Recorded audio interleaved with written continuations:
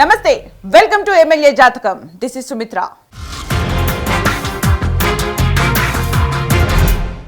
పోరాడి సాధించుకున్న తెలంగాణలో ప్రజల ఆశలు నెరవేరాయా? ఎమ్మెల్యే అందుబాటులో ఉన్నారా? ఏపీలో తిరిగినట్టు గడప గడపకి తిరుగుతున్నారా? ప్రజల సమస్యలను అడిగి తెలుసుకుంటున్నారా? ఏ వివాదాల్లోనూ లేకుండా కడిగిన ముత్యంలా ఉన్నారా? ప్రతి నియోజకవర్గం ఎమ్మెల్యే పనితీరును ప్రశ్నిస్తూ సమస్యలను ముందు పెట్టేందుకు సిద్ధమైంది స్వతంత్ర టీవీ. మరెందుకు ఆలస్యం, పదండి ప్రోగ్రాంలోకి వెళ్ళిపోదాం. జీవన్ రెడ్డి అని నేను శాసనసభ సభ్యునిగా ఎన్నికైనందున శాసనం ద్వారా నిర్మితమైన భారత రాజ్యాంగం పట్ల నిజమైన విశ్వాసం, విధేయత చూపుతానని, భారతదేశ సార్వభౌమాధికారాన్ని, సమగ్రతను కాపాడుతానని, నేను స్వీకరించబోయే కర్తవ్యాన్ని శ్రద్ధాశక్తులతో నిర్వహిస్తానని దైవ సాక్షిగా ప్రమాణం చేస్తున్నాను. ఎన్నికల ముందు హామీ ఇచ్చిన సమస్యలను ఆర్మూరు నియోజకవర్గం ఎమ్మెల్యే ఆసన్న గారి జీవన్ రెడ్డి నెరవేర్చారా? స్థానికంగా ఉంటున్నారా? హైదరాబాద్లోనే ఉంటున్నారా? అధికార పార్టీలో కేసీఆర్ కుటుంబానికి అత్యంత సన్నిహితమనే పేరునే సార్థకం చేసుకుంటూ గడిపేస్తున్నారా? వివాదాల్లో మునిగి తేలుతున్నారా? తిట్లు తిట్టడంలో మైనంపల్లిని మించిపోయారనే పేరు గడించారా? ఆర్మూరు పట్టణంలో తప్ప మండలాలు, గ్రామాల్లో రహదారులన్నీ బాగానే ఉన్నాయా? మూడోసారి విజయం సాధించాలని ముచ్చట పడుతున్న ఆయన కోరిక నెరవేరుతుందా? ఆయనకు ఎదురవనున్న ప్రతిబంధకాలేంటి? అనుకూల అంశాలు ఏంటి? ఇంటెలిజెన్స్ రిపోర్ట్ ఏం చెప్పింది? వీటన్నింటిపై ప్రత్యేక కథనం. తెలంగాణ రాష్ట్రంలో హైదరాబాద్, వరంగల్ తర్వాత మూడో అతిపెద్ద నగరంగా నిజామాబాద్ను పిలుస్తారు. రాజకీయంగా చైతన్యవంతమైన జిల్లాలో ఒక నియోజకవర్గం ఆర్మూరు. పసుపు రైతుల చైతన్యంతో దేశవ్యాప్తంగా పేరు వినిపించిన నిజామాబాద్ జిల్లాలోని ఆర్మూర్ నియోజకవర్గంలో ఒక 20 ఏళ్ల పాటు అధికారంలో కూర్చున్న ఏ పార్టీకి ఇక్కడి ప్రజలు ఓటు వేయలేదు. ప్రతిపక్ష పార్టీలకే వేశారు. ప్రత్యేక రాష్ట్రం ఏర్పాటైన తర్వాత తొలిసారి అధికార పార్టీ ఎమ్మెల్యే జీవన్ రెడ్డిని 2 సార్లు గెలిపించారు.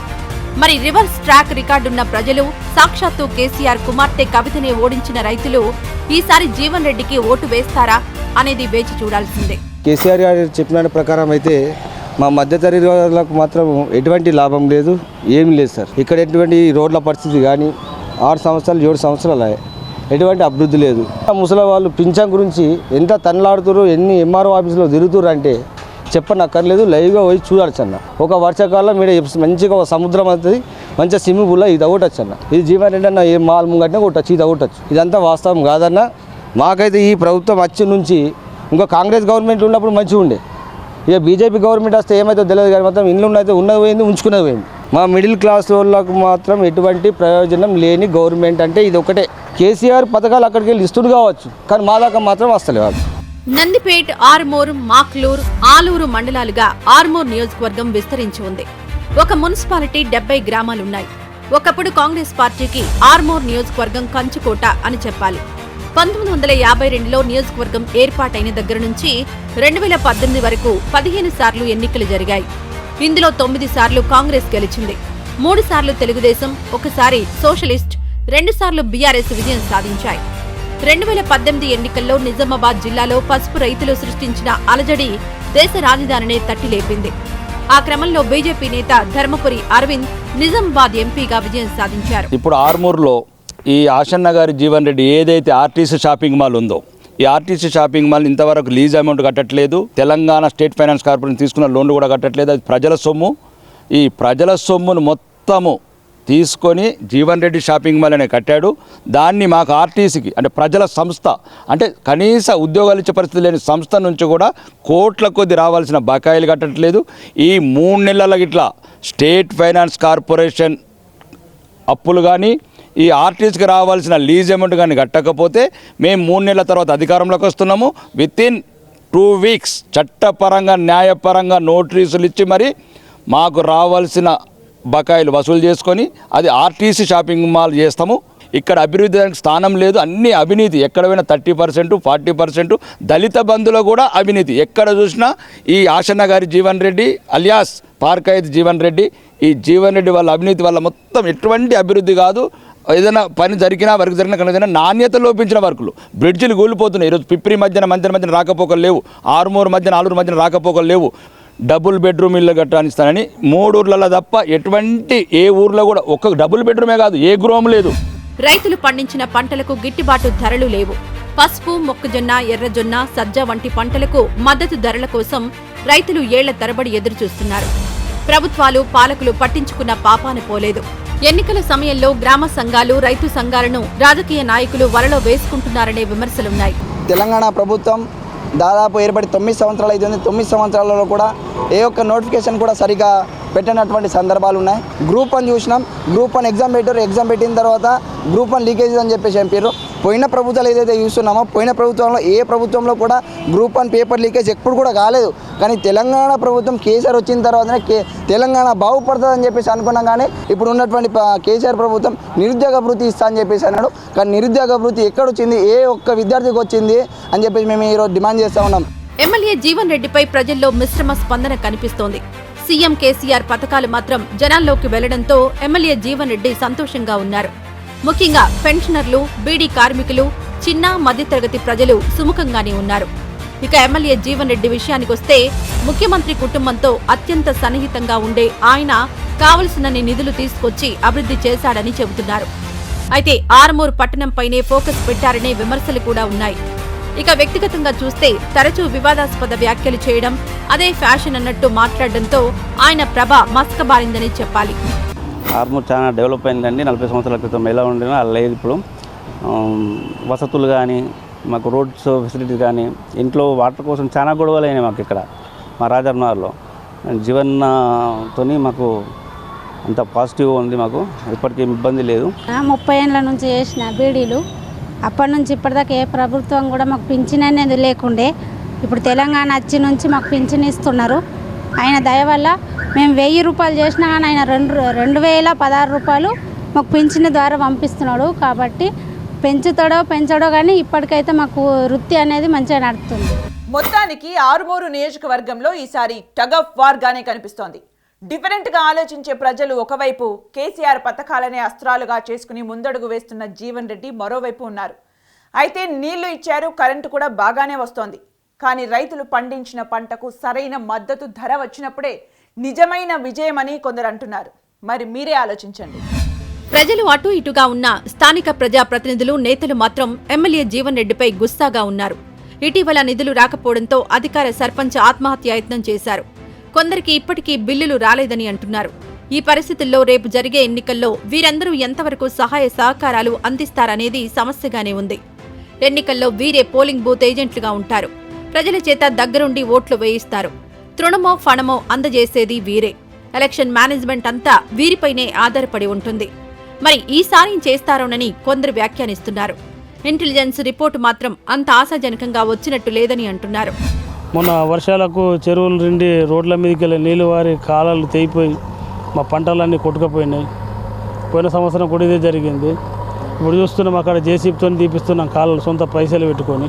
తెలంగాణ గవర్నమెంట్ రైతు బంధు ఇస్తున్నది. ఉన్నోళ్ళకి ఎకరాలకు 20 ఎకరాలు ఉన్నోళ్ళకి వాళ్ళకి అవున్నది.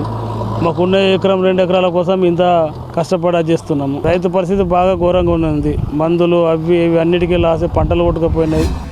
ప్రతిపక్ష నేతలు ఏమంటున్నారంటే జీవన్ రెడ్డి హామీలు నెరవేర్చడంలో విఫలమయ్యారని అంటున్నారు. చేసిన అభివృద్ధి విషయంలో కాంట్రాక్టర్లకి డబ్బులు అందడం లేదంటున్నారు. ప్రతిపక్షాలను తిట్టడంలో మైనంపల్లి హనుమంతరావుని మించిపోయారనే విమర్శలున్నాయి. నోరు విప్పితే ఏదో ఒక తిట్టు తప్ప మరొకటి లేదని అంటున్నారు. డబుల్ బెడ్రూమ్ ఇళ్లు, ఇంటిగ్రేటెడ్ మార్కెట్ ఎందుకు పూర్తి చేయలేకపోయారని విపక్షాలు ప్రశ్నిస్తున్నాయి. ముఖ్యంగా ఎంపీ అరవింద్ చేసిన వ్యక్తిగత ఆరోపణలు సామాజిక మాధ్యమాల్లో బాగా ఎమ్మెల్యేను డ్యామేజ్ చేశాయని అంటున్నారు. వీటన్నింటి రీత్యా ఆయన గెలిపేమీ నల్లేరు మీద నడక కాదని అంటున్నారు. ఉన్నాడికే ఇది చేస్తున్నాడు, రైతు మాఫీ, రుణ మాఫీ అని నాకు పింఛన్ లేదు. ఇప్పుడు 53 సంవత్సరాలు ప్రభుత్వం మంచిగా ఉన్నది. ఇప్పటికీ ఆర్మూర్ నియోజకవర్గంలో 1,98,181 మంది ఓటర్లున్నారు. వారిలో 92,523 మంది పురుషులుండగా 1,05,656 మంది మహిళలున్నారు. ఇక్కడ విశేషమేమిటంటే పురుష ఓటర్ల కంటే 13,133 మంది మహిళా ఓటర్లు అధికంగా ఉన్నారు. రేపటి ఎన్నికల్లో మహిళా ఓట్లు నిర్ణయాత్మకంగా మారినా ఆశ్చర్యపోనవసరం లేదు. సిట్టింగ్ అభ్యర్థి జీవన్ రెడ్డిని ఆర్థికంగా, సామాజికంగా తట్టుకొని నిలబడి స్థానికంగా పట్టున్న నాయకులను కాంగ్రెస్, బీజేపీలు వెతుకుతున్నాయి.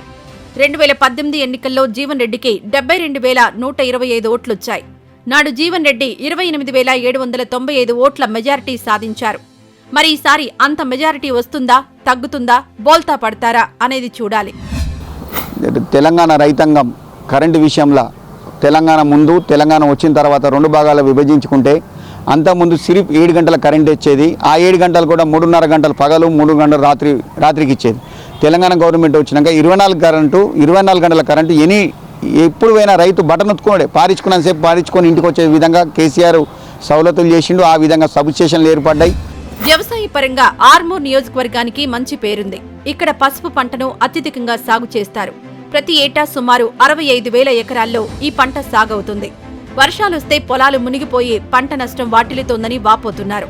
పంటల బీమా కూడా సరిగ్గా అందడం లేదని చెబుతున్నారు. బడా రైతులకే రైతు బంధు అందుతోందని రైతులు ఆవేదన వ్యక్తం చేస్తున్నారు. నిజామాబాద్కి 32 కిలోమీటర్ల దూరంలో, హైదరాబాద్కి 175 కిలోమీటర్ల దూరంలో ఆర్మూరు పట్టణం ఉంది.